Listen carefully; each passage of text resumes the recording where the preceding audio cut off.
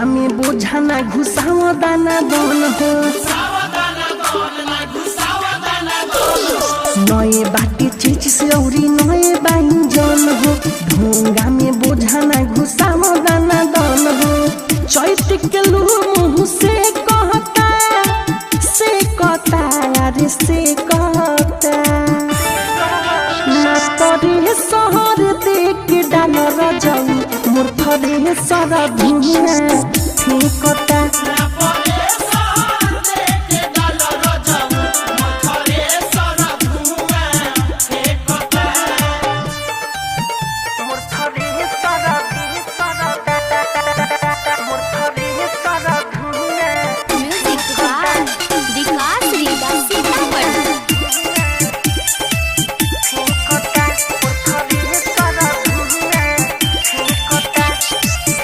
जनी राजा जी तू ढेर मेहनत हो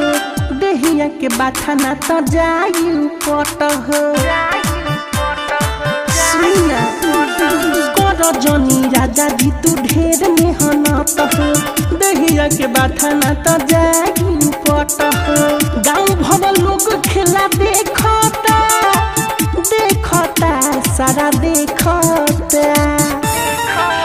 ना परे सर देख डाल रजाऊ मोर थरे सर धुना फेंकता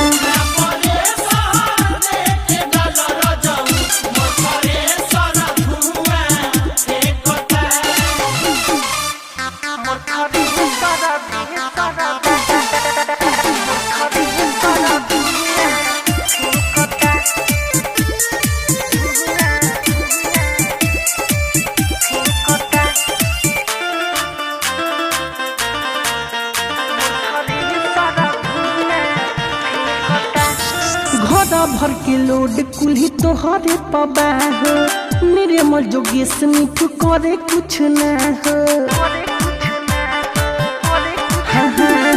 घर भर के लोड कुल्ही तोहरे पबा हो धीरज धनी भोला करे कुछ ना हो देवारा दुआरी खाली छेकता मुहवा देखता तोरे शहर कस के डाल रजाऊ मोर थरे सारा धुना फेंकता।